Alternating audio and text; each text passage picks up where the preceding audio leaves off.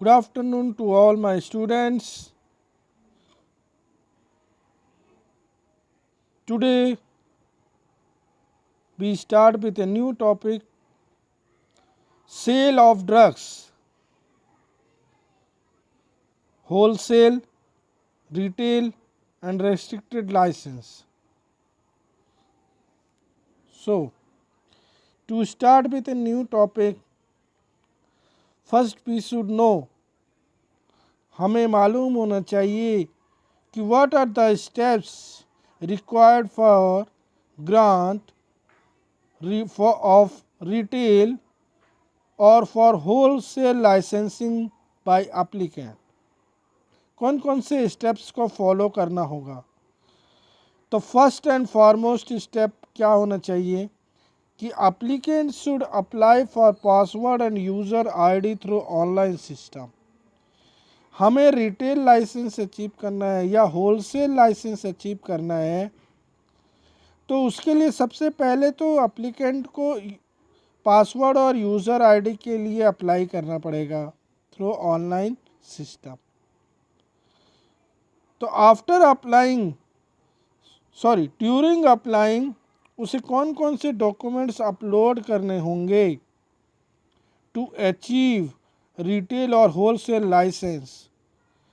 सबसे पहले जैसे ही उसके पास पासवर्ड और यूज़र आईडी क्रिएट होगा तो applicant must upload necessary documents. जो डॉक्यूमेंट्स चाहिए वो डॉक्यूमेंट सारे अपलोड होने चाहिए. After that pay the fee as per prescribed.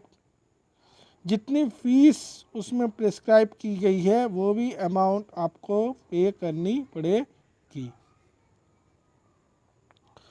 Further फिर आगे बढ़े तो after payment of fee through GRAS system एक प्रिंट निकलेगा.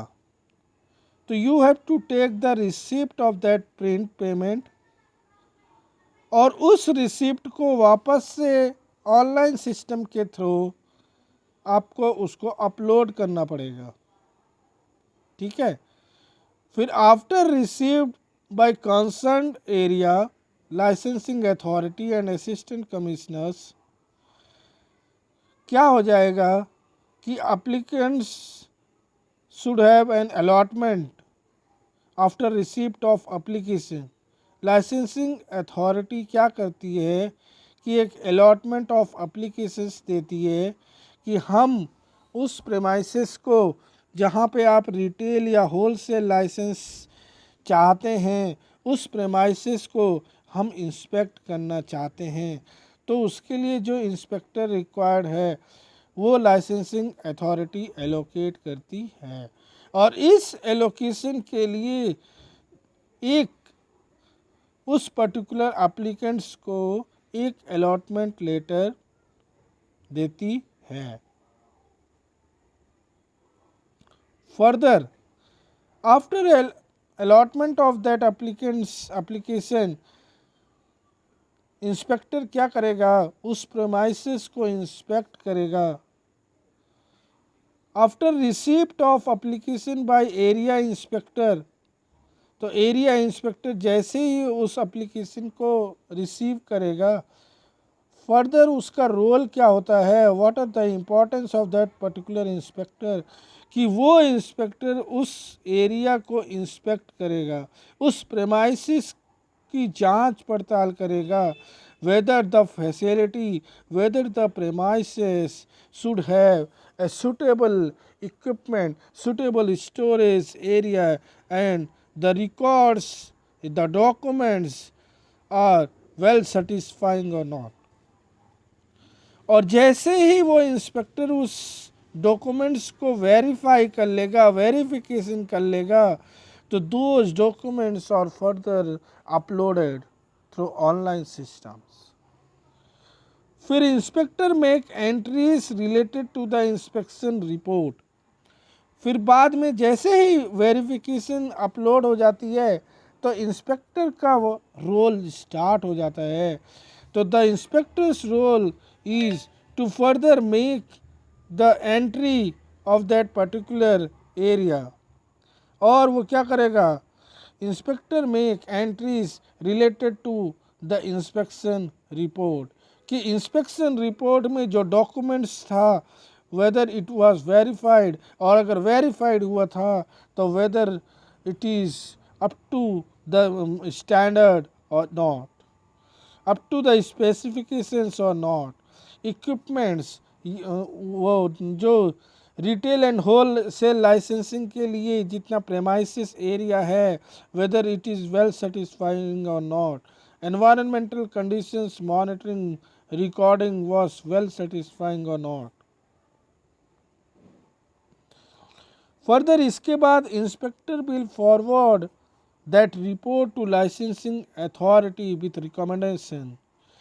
भी इंस्पेक्टर का रोल अब आगे क्या होगा कि ये फर्दर जैसे ही एरिया और प्रेमाइसिस को इंस्पेक्ट कर लिया है, फर्दर डॉक्यूमेंट्स अपलोड हो गए हैं, तो further will forward the report, inspector एक रिपोर्ट फॉरवर्ड करता है to the licensing authority with recommendations. Users जैसे ही रिकमेंड हो जाता है दैट प्रेमाइसिस और area by the licensing authority, तो यूजर्स रिसीव्स एसएमएस, एक मैसेज यूज़र रिसीव करेगा regarding forwarding of application to licensing authority. इसका मतलब कि इंस्पेक्टर ने अपना काम कर दिया है, उन्होंने अपना रिकमेंडेशन लेटर उस प्रेमाइसिस के लिए लाइसेंसिंग अथॉरिटी को फॉरवर्ड किया है, तो वह फॉरवर्डिंग लेटर का एप्लीकेशन का जो मैसेज है by the means of SMS user receive करेगा। Further licensing authority will further once again verify the entries, verify the uploaded documents and inspection report of inspector. Further जैसे ही inspector ने upload कर दिया था documents और recommendation के लिए to licensing authority, तो लाइसेंसिंग अथॉरिटी का रोल स्टार्ट हो जाता है।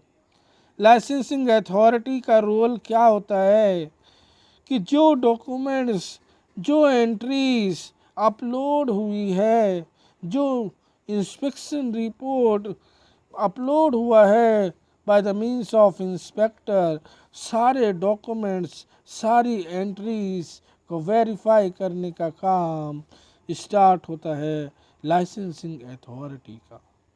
The further the role of the licensing authority is carried out, licensing authority will make necessary remarks regarding grant or rejection of application.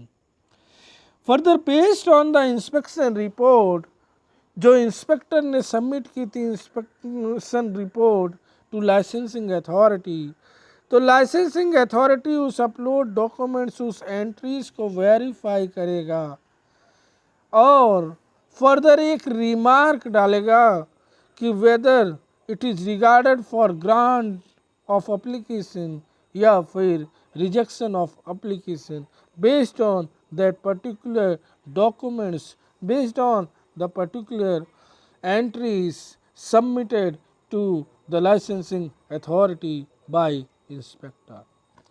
सो यहाँ पे licensing authority का काम चालू होता है।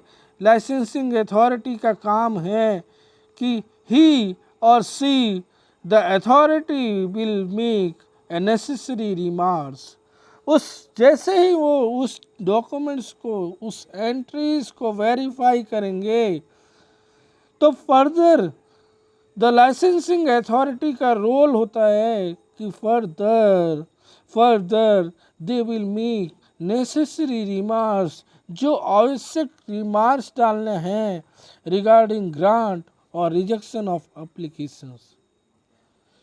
फर्दर एक ड्राफ्ट कॉपी बनेगी of licensed verified by licensing authority before final order of grant और rejection of application. Means finally grant होगा या रिजेक्शन होगा एप्लीकेशन, तो उस एंट्रीज की वेरिफिकेशन के बाद एक ड्राफ्ट कॉपी का फॉर्मेशन होगा by licensing authority. Finally whether rejection of application या फिर ग्रांट ऑफ एप्लीकेशंस, तो फाइनल ऑर्डर डिटरमाइन होता है बाय लाइसेंसिंग अथॉरिटी।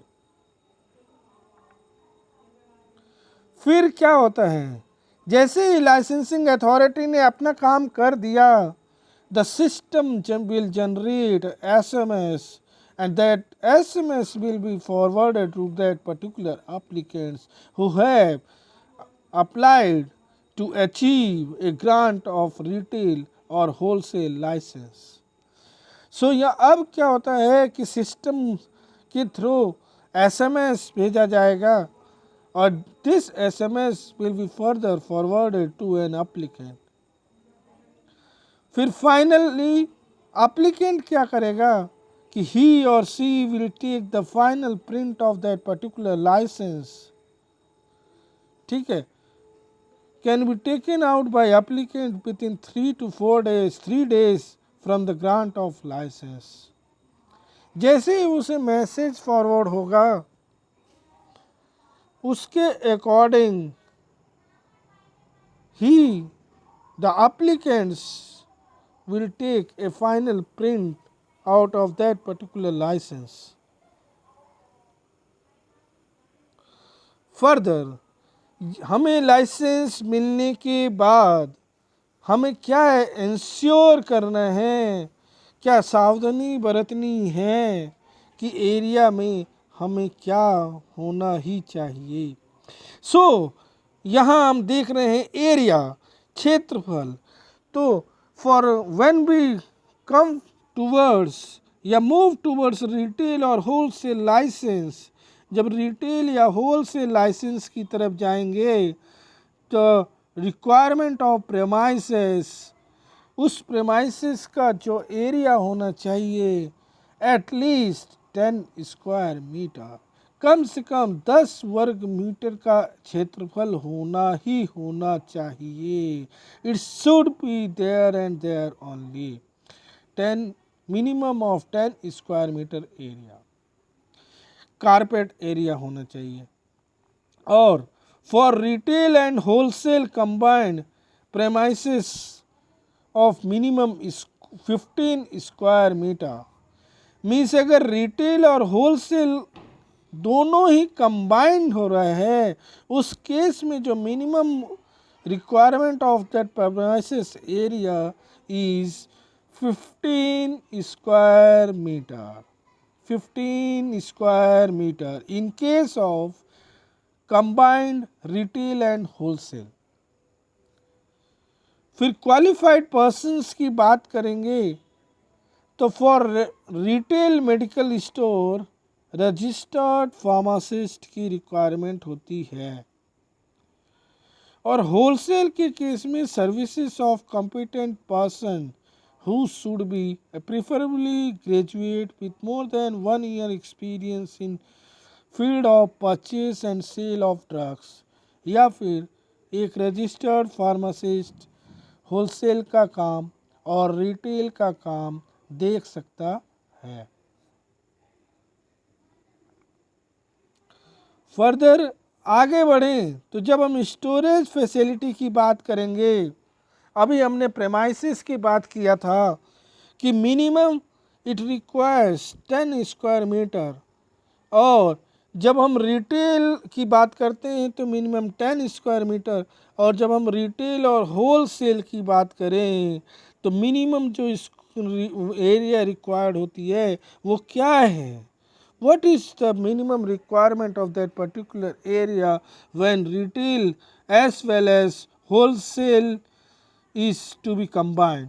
तो उस केस में मिनिमम एरिया कितनी होनी चाहिए, मिनिमम 15 स्क्वायर मीटर, 15 वर्ग मीटर एरिया होना चाहिए, क्षेत्रफल होना ही चाहिए।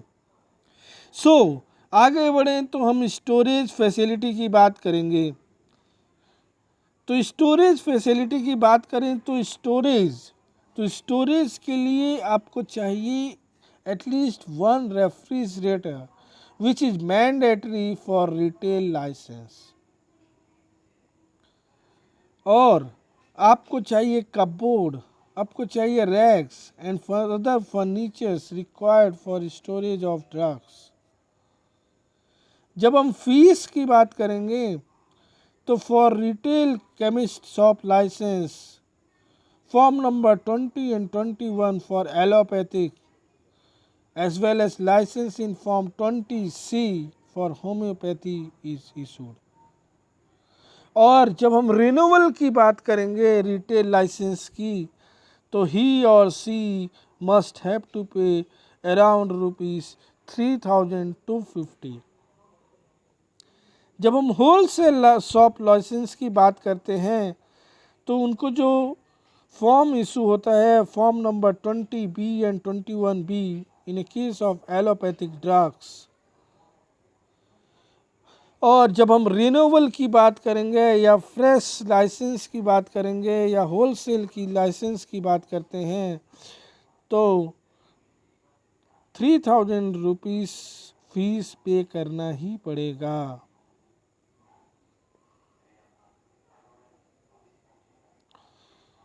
For wholesale licence of homeopathic drugs, जब होम्योपैथिक ड्रग्स की होलसेल लाइसेंस की बात करें तो इनके लिए जो रिन्यूअल चार्ज आएगा वो आएगा 250 is required. And in case of retail sale of schedule x drugs आप जानते हैं कि शेड्यूल एक्स का मतलब होता है class of drugs, it belongs to category of drugs.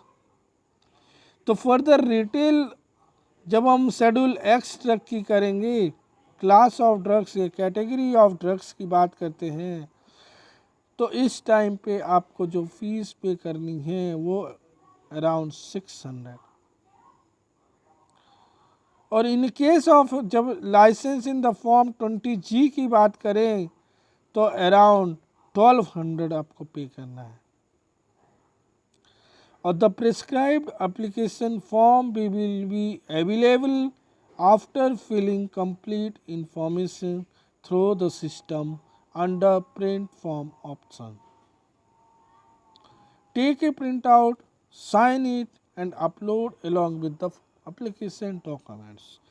तो सारी चीज़ें आपने समझ गए कि आपको प्रेस्क्राइब्ड एप्लीकेशंस में एक सूटेबल फॉर्म भरना पड़ेगा, फॉर्म पूरी कंप्लीट फिल होना चाहिए। फर्दर फिल होने के बाद उसको ऑनलाइन सिस्टम के थ्रू आप अप्लाई करेंगे, फिर उसका एक प्रिंट ले लेंगे और उस प्रिंट आउट में आप उसमें साइन करेंगे और further you should upload that particular documents with signing और आप एप्लीकेशन के लिए एप्लीकेबल हो जाते हैं।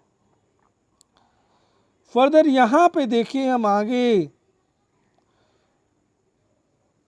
तो एप्लीकेशन फॉर्म जब हम 19 की बात करेंगे तो इसके लिए लाइसेंस फॉर्म्स अलग अलग है 20, 21, 20B, 21B। 20 और 21 की बात करें तो रिटेल लाइसेंसिंग की बात हो रही है, और वहीं जब हम 20B और 21B की बात करें 20B और 21B की बात करें तो इट कम्स या it moves towards wholesale licence. और जब फ्रेश लाइसेंस की जो फीस होती है in case of retail or wholesale you have to pay the amount of 1500। Same case जब रिन्यूअल और रिटेंशन के केस में रहता है। और जब हम लेट फी पेमेंट करनी है it is applicable for 6 months तो यू हैव टू पे 500 लेट विथ लेट फी। और डुप्लीकेट कॉपी अचीव करने के लिए यू हैव टू पे अराउंड 150। सिमिलरली ये अदर एप्लीकेशंस फॉर्म के लिए भी है, 19B के लिए भी है। 19C के लिए भी है. So further, all these are ensured before applying for the grant of retail or wholesale licensing. यहाँ भी फर्दर सेम चीज़ है और फर्दर फी और आगे बढ़े हम.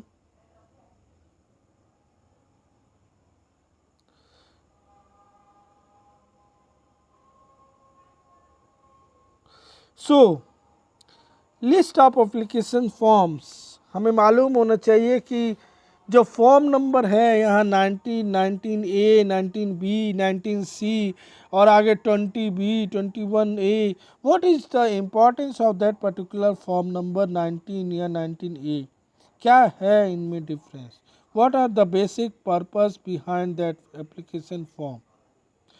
तो जब फॉर्म नंबर 19 की बात करेंगे तो यहाँ पे हम देख रहे हैं कि एप्लीकेशन फॉर ग्रांट और renewal of a licence to sell the stock, exhibit or offer for sale or distribute drugs apart from those specified in Schedule X.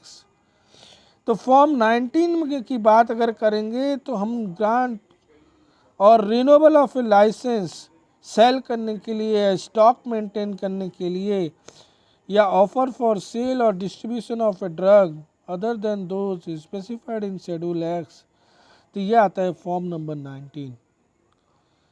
अब जब फॉर्म नंबर 19A की बात करेंगे तो everything that comes under form 19, वो सारी चीज़ें form number 19A में भी आती है. लेकिन डिफरेंस कहाँ है कि 19A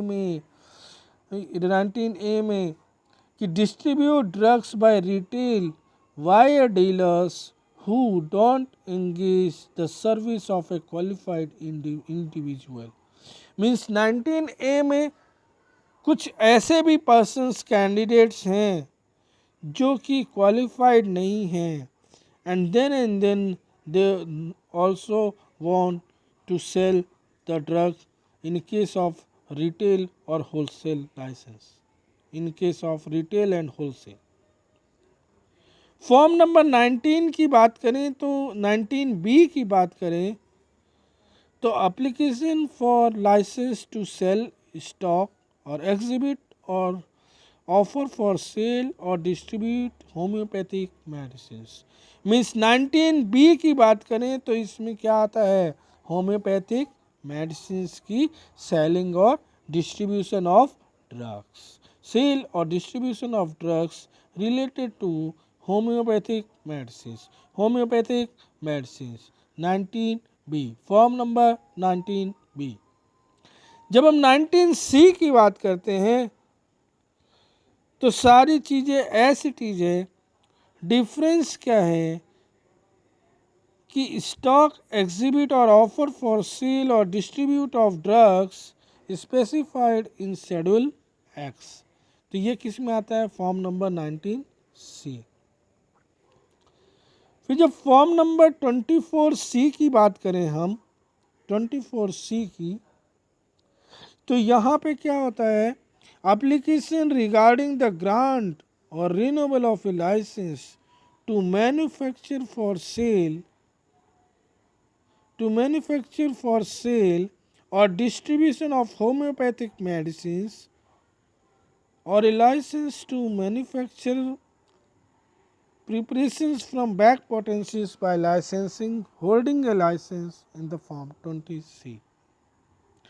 जब 24F की बात करते हैं तो यहाँ पे क्या होता है, सेल और distribution of drugs specified in schedule x but not specified in schedule C and C1. 24F की बात जब हम करेंगे तो वो not specified in schedule C and schedule C1.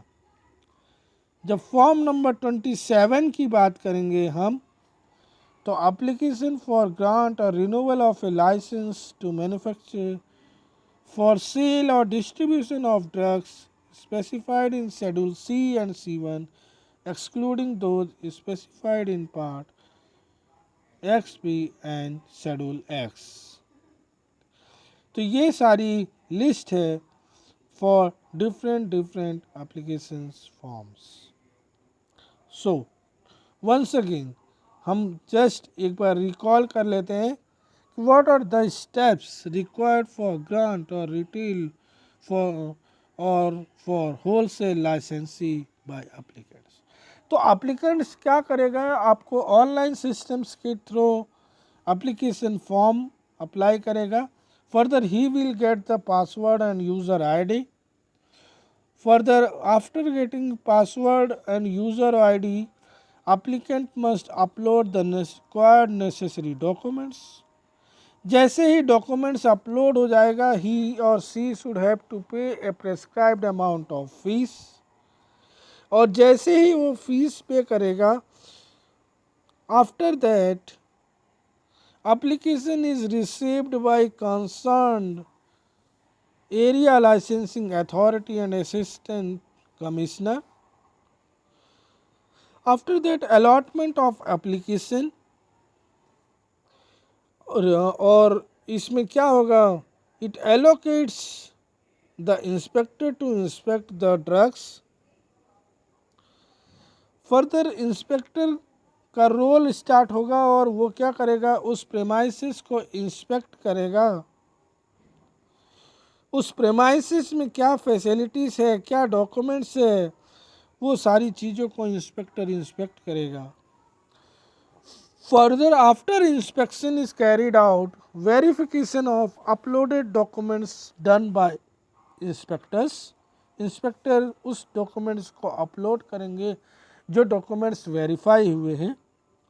After verification of that particular documents, inspector will make entries related to inspection report.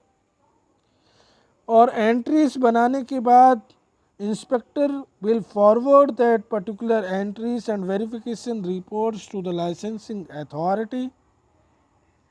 अब licensing authority will further send a message through SMS regarding forwarding of applications to licensing authority। अब licensing authority उस documents को क्या करेंगे, उस uploaded documents entries को verify करेंगे, उस इंस्पेक्शन रिपोर्ट्स को वेरीफाई करेंगे। एंड आफ्टर दैट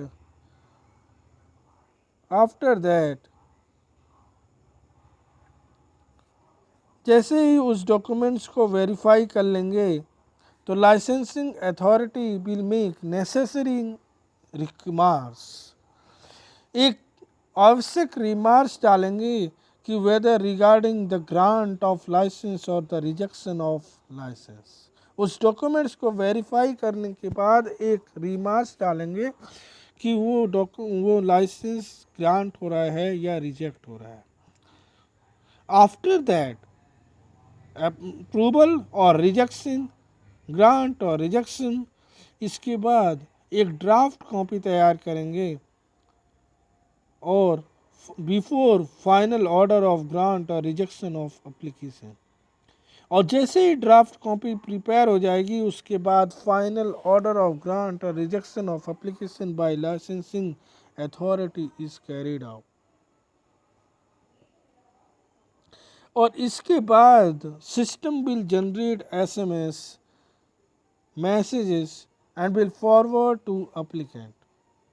और एप्लीकेंट क्या करेगा, उस की फाइनल प्रिंट लेके फर्दर उसके लिए अप्लाई कर देगा। Further what are the necessary requirements we should ensure before applying for retail और होलसेल लाइसेंस। किसी भी रिटेल और होलसेल लाइसेंस को पाने के लिए या लाइसेंस बनवाने के लिए क्या क्या चीज़ें हैं जो हमें सुनिश्चित करना होगा। पहली चीज़ एरिया की बात करें तो मिनिमम प्रेमाइसेस फॉर रिटेल और wholesale license to achieve a wholesale और retail license, minimum premises area 10 square metre होना चाहिए। अगर रिटेल एंड होलसेल कंबाइंड की बात करें तो मिनिमम 15 स्क्वायर मीटर होना चाहिए। क्वालिफाइड पर्सन्स की अगर बात करें तो क्वालिफिकेशन होने चाहिए कि he should be A registered pharmacist. Well qualified persons होना चाहिए with more than 1 years of experience in case of A wholesale drug. जब स्टोरेज फैसिलिटी की बात करें तो वहाँ जो भी स्टोरेज में रिक्वायरमेंट है, पहली नेसेसरी रिक्वायरमेंट है रेफ्रिजरेटर, जो कि मैंडेटरी होती है, और उसके बाद जो cupboards, racks and other furnitures जो रिक्वायर्ड है वो। फिर जब हम फीस की बात करें तो एक amount, fix amount of fees पे करनी होती है। अगर रिटेल लाइसेंस की बात करते हैं तो 3250, वहीं पे एलोपैथिक ड्रग्स की अगर बात करेंगे, रिन्यूअल और होलसेल लाइसेंस की बात करें तो अराउंड 3000। फिर डिफरेंट यहीं पे जैसे होम्योपैथिक ड्रग्स की बात करें तो 250 की रिक्वायरमेंट होती है, और जब retail of schedule X drug के लाइसेंस की बात करें तो मिनिमम जो रिक्वायरमेंट होती है, वो जो फीस पे करनी होती है वो अराउंड 600। फिर फर्दर हम देख रहे हैं कि डिफरेंट एप्लीकेशंस फॉर्म्स होते हैं, जैसे 19, 19B, 19C और इसके आगे 20, 21।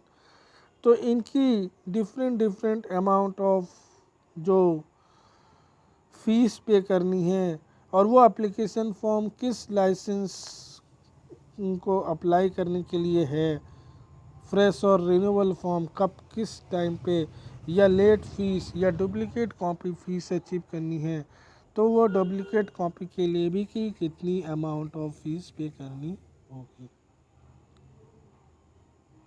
सिमिलरली यहाँ पे 19A, 19A star and 19AA के लिए। अब हम जानेंगे कि लिस्ट ऑफ एप्लीकेशन फॉर्म्स। तो अगर form number 19, 19A, 19B, 19C, different ये फॉर्म्स होते हैं और उनके डिफरेंट पर्पस होते हैं। अगर फॉर्म नंबर 19 की बात करें तो इसमें पर्पस होता है कि सेल और distribute drugs apart from those specified in schedule X. Similarly 19A की बात करें तो इसमें एंगेज होना चाहिए retailer by dealers who do not engage the services of a qualified individual. अगर 19B की बात करें तो सेल और distribution of a homeopathic drugs, homeopathic medicine से रिलेटेड फॉर्म नंबर 19B। और 19C की अगर बात करें तो वो सेल और distribution of a drug specified in schedule x. और जब फॉर्म नंबर 24 की हम बात कर रहे हैं तो सेल और distribution of drugs other than those specified in schedule C, C1 and X। Similarly 24A में भी है, सिमिलरली 24B में है। So for today you have learned what are the requirements to achieve the grant or for retail and wholesale license. What are the application forms that a person have to submit. So I stop with this, and in next class we shall continue with next topic. For today, thank you.